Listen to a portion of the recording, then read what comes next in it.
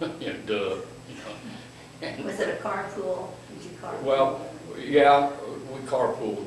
There was about 6 carloads, and we carpooled until, and like I said, then most of these guys were all older. That was in the shops. They were all older, and you know, as the years went by, they retired, and so then that just kept cutting back, and finally I ended up with a guy named Lloyd Camel.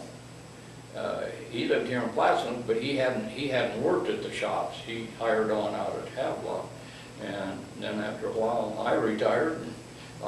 And I wish I had it, because I'd give it to you. The contract that we went out there under, and you know, the union contract, and I carried it out there. I don't know why they give it to me, but I carried it out there. And then when I retired, I was the last one for Plattsmouth out there, and so they gave it back to me. Somewhere along the line, I can't find it anyway. It's somewhere. I have no idea where, but I'd like to have that. And did you say your mom worked at Sonics? Yeah, oh, yes. I forgot poor old Mom. Yeah, she worked at Sonich's for, I don't know, long time. I don't know how long exactly, but she worked there for a long time. In what capacity? She was a clerk? She was, actually how she hired out was Sonich's decided they were going to take orders from people that would call in and get their groceries. And so she had a desk and a phone, and she'd take orders, you know, and then she'd go around and fill them. So this way Hy-Vee and that does it now, that's nothing new. That's nothing new, you know, basically. And she did that for a long time. And then she was also a checkout too. She'd check out and help fill the shelves too, just a little bit of everything down there. So she worked in the grocery department? She worked in the grocery Okay. department, yes. And so, yeah, that's where she worked for years. Where were your parents raised? Were they raised different areas, or when Well, did they come to Nebraska? Not really. They were union.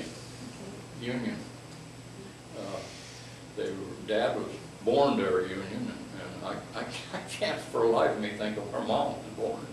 But anyway, it was around there somewhere, and they lived around Union mostly all their lives, basically. And so. This is I'm going to change the subject Sure. here a little bit. Sure. I had a neighbor that always told me that across the street from the park, and I think it would be around where 3rd Street is, there was a little restaurant where people that worked at the shops used to go to eat. Yes, there sure was. And not only them, that's when they had the canning factory down there too. Yes. And a lot of those, there was actually more of those that ate there than the railroaders, basically. I don't know why, but yes. I remember us kids, because I just lived up top of the hill, and we'd run down there and get a bottle of pop. I remember that, you know, that's why I remember the restaurant. Do you remember the name of it? No. So where exactly was this? Yeah. It was on Lincoln Avenue. Yeah, it's, well, I think okay. there's a now- Britain that Okay, it was just a little past Fourth Avenue. 4th. Yeah, it was a little south of Fourth Avenue, kind of where it starts to curve. It was a cement block house building. It was a house first, and then that lady, people anyway, I don't know who they were. but Is it people- still there? The cement block building? I think it might. I think it might be I think too, it's still there. because there is a cement block building I think there. so, that's the one. Yeah, that's what it was, and it was all cement blocks, I remember that. But they had a restaurant in there for quite a while. But mostly the cannon factory people ate over there. So how did the canning factory fit in? Where was it Well, on the grounds well, there? the canning factory was built right along the avenue there. It was built right there, kind of stretched out long ways, and why they kind of went in there was because they could haul stuff in and haul stuff out with the railroad cars, you know, and they did beans and sugar beets, or beets, and they'd have the big kettles. And the reason I know that is because that was off limits for us kids, but you know, when you're kids, you go down and go nose around, go through all of it. That was the other thing, when we wanted to go over on Winterstein Hill, we'd cut through the shops and go up the hill, you know, but we weren't supposed to do that, that was a no-no. But we didn't do it during working hours, during the shop's working hours, but it was still, wasn't supposed to do that, but we did. When do you think the canning factory left? I know they were there in the 30s. Yeah, I think I kind of think they completely closed out probably in the 50s, I'm going to say, around that area. Bill Yeah. worked there in high school, and that would have been in the late 40s. My mother worked there in the 30s, the late 30s. Yeah. Charles Warga, we interviewed him, and he was telling us that they raised beans and drove them into town and sold them to the canning factory. One trouble, they'd, I guess they like make pork and beans, and they'd use bacon, you know, of course, and they'd have hunks of bacon down there, and the trouble with that is the way the sewer system went through there, that they had rats as big as cats, Oh, I bet they or did. bigger, you know what I mean? And they did down at the end of Main Street too, when they were the railroad cars come in, because when they come in, the meat cars that come in, somebody'd go down there and open them up, and there's usually a chunk or two of meat laying in the meat car, and they'd throw it out on the ground, and them rats went crazy down there. I know, you know, you drive down around, when my brother was driving, drive down around, of course, you always turn down there, you know, that's a naturally thing. And I said, look at that, look at that, look at that cat. And my brother said, that ain't no cat, that's a rat. Oh my gosh. I said, don't hit it. He said, no, I'm about afraid to. Bend the car up. Wreck the car. I saw one of those at Rubak's when I was coming back on Sunday night, when I was teaching. Which Rubex? Where the original, or at least Or where Hauptstadt. Henry is now, Oh, yeah. that, yeah. And I was just coming down from the telephone company, and I thought, what is that? Oh, really? Yeah, and I thought, you know, a cat? Well, then I thought, that's one of those sewer rats that Huh. kids, Yeah. everyone's been Oh, yeah. telling me about. Yeah. They were big. It was big, Rubex was on 6th Street first. originally. The Lorenz Brothers, do you remember the Lorenz Brothers store? See, and that was They more. run a grocery store too, but Rubik's come in there. After the Lorenz Brothers Yeah. died, probably, Well, I imagine, yeah. Rubex Yeah, came. and then Rubik's built the what used to be the lumber yard. It was a lumber yard. And they went over there and built the building and had the small parking lot. Yeah. And I used to,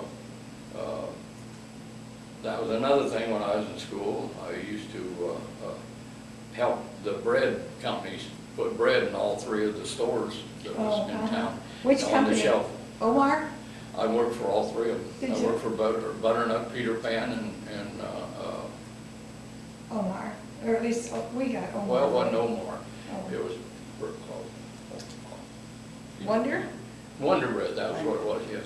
And I had, went through all of them. Of course, I had kind of an in there because the bread companies like over at Sonishins, they liked it because when people would call in and order bread, Mom would just take whatever bread off the shelf, you know, and so the companies kind of liked to hire, you know, kind of hired me because, well, I was their son, and, you know, maybe they'd pick on that kind of bread. Well, you know, just kind of pat, you pat my back, I'll pat yours, you know, kind of a thing.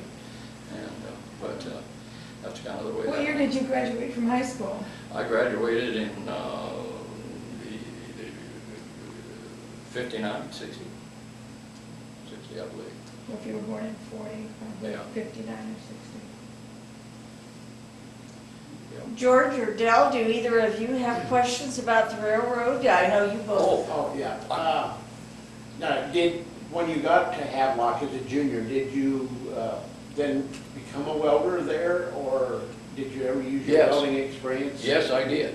Okay. I became a welder there because Plattsmouth, I couldn't be a welder or a burner down there for some reason. The union wouldn't let you. But when I went out there, man, they were tickled to death to get another welder out there, you know, and you could start welding right away. And then I finished my apprentice program out there, of course, and then became welders different times. I bid on the jobs, whatever it was, you know, if I wanted. But all the time out there, I went through welding, air brakes, painter, write-up. Each car each car has its own folder, bigger than this, of whatever was done to that car. Regardless of what it was, fixed, painted, whatever, you know, each had a write-up, and the material that was used on every railroad car that's out there, and they still do. And, But now it's online, it's digital now. yeah, you know, of course, now they put it on the computer, Right, but right. they had buildings of paper wouldn't quit, you know, in case there was an accident, they'd go back, look and say, oh, this car was worked at Plattsmouth or wherever, you know, oh, this is what they did to it, oh, that wouldn't have caused a wreck or something, you know. That's how they went through on that, and how they spent the money too, of course. That was part of it, but yeah, I did get to be a carman, and I went through the whole apprentice there, and then. So when you were welding, what were you welding? Uh, Wheel assemblies or? No, I was welding mostly underneath the car. The inner structure would get broke or loose or something. We'd weld it back. Center plates underneath it, it's around where the trucks set on. And these railroad cars are not bolted down. They're just set on a big pin and on the trucks, and they just set the car down on that pin, and that's what the Which weight is of it is. the wheel structure. Yeah, and that's what, so they can turn, and that's what holds it down. There's no rods, well, the brake rods are a little bit, but that's nothing, you know. Really? Air brakes, yeah, each car has its own air brakes, and I worked air brakes through the apprentice program. So they could set that whole car on the ground Oh, yeah, intact? intact. Oh, They set it up on horses, they don't set it on the ground. well, yeah. Yeah, but, yeah, and then they run the trucks out, and they redo them all underneath there and build up whatever it needs, or put in new rolling bearings. It used to be down here, they are brass, all brass and wedges and stuff, and packed the journal boxes with oil, and, you know, and rags and oil. Kept the journal oiled as it went down the tracks. Sometimes it gets fire, but Yeah, the caboose we have down here at the end of Main Street has the journal boxes on it. yes, it does. And then you mentioned earlier about some were built here in Plattsmouth. Yes. At the one at the end of Main Street was built in Illinois. Yeah, that was a four-window one. Yeah, and but I understand that there was 25 of them built in Illinois, and then there's 25 on the same print built here in Plattsmouth at the same time. Yeah, But there was none of the Plattsmouths left, so we could have it. Yeah, and I helped put it where it's at now. You did? Oh, yes, me and Dashers, and I don't know, it was a bunch of us, after we found out we were moving for sure. And they brought it in there in the paint shop, and we worked some of it at the time, and then paint shop repainted it, and then we rolled it down and built some side tracks and put it over where it's at right now, in fact. And so I got in on that, I don't know how, but I knew I was in on that when they put it over there. Now, while you was working down here, did you work with Ray Ayler or Louis Kubota? Absolutely, Yeah. absolutely. See, when they closed the shops here, Ray Ayler and Louis Kubota got to come Go to to Pacific Pacific Junction. Junction, and we were the same company, but what we did at Pacific Junction, two purposes, was to do the mechanical refrigeration work, Mhm.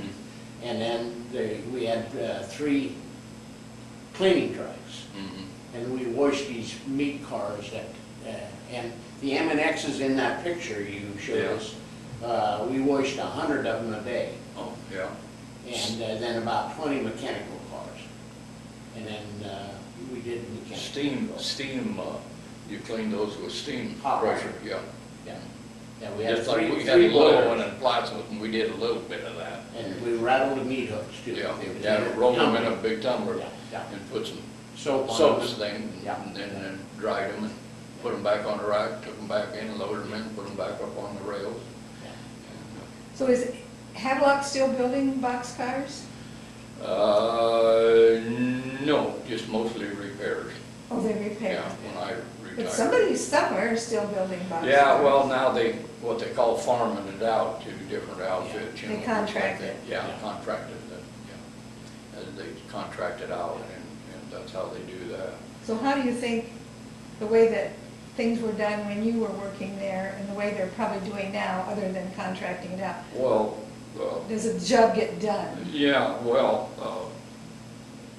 it was a known fact that if some other company made them, and they made them as fast as they could and cheap as they could, of course, and the railroad bought them, and they would only be out maybe a year at the most, and then they'd bring them back into Havelock, and when they come into Havelock, we had to pretty near redo a lot of the stuff, build it, weld it back up solid, and put the trucks out, and put new rolling bearings under it, and all kinds of stuff, because they were done such shoddy work. There was 2 series of hanging meat cars built at Havelock, the 5200s and the 5300s, and we did the mechanical work over here, of course, at PJ. Yeah. But there was a lot of, the Brax, or Burlington Fruit Express, Yeah, right, Western yeah. Fruit Express, Yeah. and Fruit Growers Express were sister companies. Yeah. And Fruit Growers on the East Coast built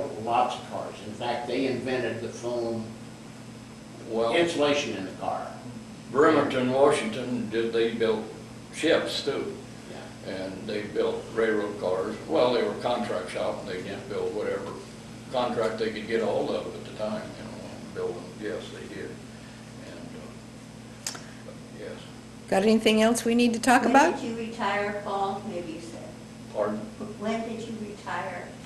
in 2002. I can't think of anything else that we need to ask, if anybody else George? has anything.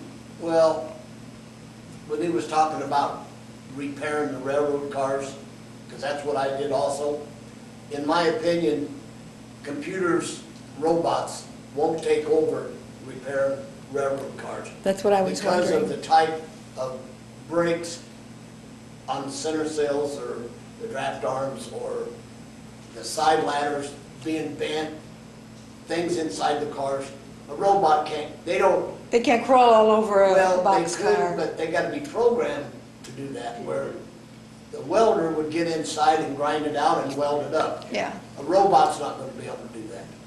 Now, a robot can make parts, but to actually repair a Okay, railroad car, put 'em together. that's gonna be our type of jobs forever. And everything was so rusty when they come back in, naturally. And so you'd have a hard time, you'd have to peck away, and maybe you'd end up even putting new pieces back because it was so rusty you couldn't weld it. And, you just burn right through it. And did you have to do a lot of galvanized welding too? No, no. Interiors? No, I didn't do much of that, no. But I did, when they Havelock built aluminum coal cars, I did get in a lot of that. And that's so bright, in those cars, welding in aluminum. And it'll blister your hide, so bright. You talked about, you repaired the trucks when you pulled the Yeah, trucks out. sure. Did they build them up like that they break the draft, or the bolsters? Did they build it up if they were wore out? Yeah, yeah. What about their wheels? If they needed to change a wheel, did they send them out, or did they have a press there to No. put a new wheel No, on it? Plattsmouth didn't, but Havelock did. They had their own Sure. wheel plant. Yeah. And, but they'd send them in the semis hauling them back to Yeah. Plattsmouth, and, but we did, in Plattsmouth, they did a lot of welding up the gibs and on the sides, and on the truck frame. If they had a hole like in the journal box or something, they could weld that up, and put it back on it. But they sandblasted first. And I did some of that. I almost brought, because I collect a lot of railroad stuff, I've got a set of trucks with the old friction bearing, and they're smaller scale. Oh, The wheels are like about like those. that. They're about like this. I wish, I was gonna bring it and I didn't want to interfere, but you'd have been able to explain to everybody what you did, because Yeah. that shows you. Yeah, well, how we did it was come in and we jacked the car up, run the trucks out, disconnect the brakes rods, Yeah. and run it out from underneath there, and then we had what they call journal jacks, a little jack. We jack it up and take the caulking out of the journal box. It ain't caulking, it's journal pads out of the journal box, and then when you let it down, and then take the wedge off of the top of the brass, and then take the brass out and look it all over and see how it, you know, if it was, had a pit in it or anything. And then the one on the other side, you did the same thing on both sides, and had a bolster in between with the center plate hole, that the center plate on the car went down on a big rod, and that's all that's holding that's all, there's no braces, no nothing else that's holding the car, just weight of the car, holding it on there so it can turn, go around the curves and different things. Now, different things like cabooses, newer cabooses, not like this one, they have a 3-piece pin that goes to hold it, that goes through the floor, and, well, not through the floor of those, but, and you put a wedge in there, so trucks are held Yeah. to the frame on a caboose. And passenger cars, back in the day when I first started, Oh, yeah. they would have a pin go all the way up through, and on the inside, you would take a panel off, and then you would reach down there and take the pin out, you know, because if that would derail or whatever, they wanted the trucks to stay with Yeah. them. And that would, even in a wreck, that would stay together? Well, yeah, well, you shouldn't say all the time, Yeah. but see, now that, well, when I was involved, on the side of the railroad trucks, they would put the car numbers on the side frame and the bolster stencil on there, so that if there was a derailment, like I said, they're not attached. If they ended up over here and the car ended up over there, they could match them up that way. And then they try to figure out, like I said, what causes a derailment. And usually it's Yeah. a broken wheel or a broken rail, Rail, yeah. you know, that's By, what by where the parts ended up separated, they can tell a lot. they can tell. And then, he's talking about all the, you know, we made a lot of railroad cars in Omaha and Idaho from scratch, but if you sit at a railroad crossing now, and you see railroad cars go by, coal cars, whatever they are, you'll see on the side of it, it could be, you know, Burlington, Northern, Union Pacific, whoever, but if it's got an X on it, then that's a private company. Oh. That's who owns those. And then, you know, we use, the railroads use them. Most of the stuff that Platten put out was built there more or less. Yeah. They weren't contracted out, and same way with Havelock, and that was one thing, you know. He had an example of repairing brand-new cars that somebody else built. Yeah. We had experience in Idaho, they built brand-new cars in Canada, shipped them to Mexico to be painted, brought them back up to us because they painted them the wrong color. Oh, They were gray, but they weren't Union Pacific, or, Yeah. No. that other company, they weren't the Gray. right company, gray, so Right. we had to take them through our paint house and repaint them. Efficiency failed in that case. Yes. I know when they painted the box car, or the way car down here again, Sterling Cole and I tried to get Burlington Northern regular paint for it, couldn't do it. For some reason, they didn't have it anymore, and couldn't get it. We were trying to Oh, get the old 50-gallon color, barrel so it would be right. paint for them down here, so they get painted back the original. But it's pretty close now, I mean, you know, it's pretty close enough. Well, listen, Okay, guys, yeah, I was I gonna was say, going to say, we've probably used enough of your time. We thank you, Paul, for coming in, and it's been very informative. I've enjoyed Yes. it. very Well, interesting. I'm not very good at this, but. Yes, you are. Yes, you did a great job. You did a great job, very concise.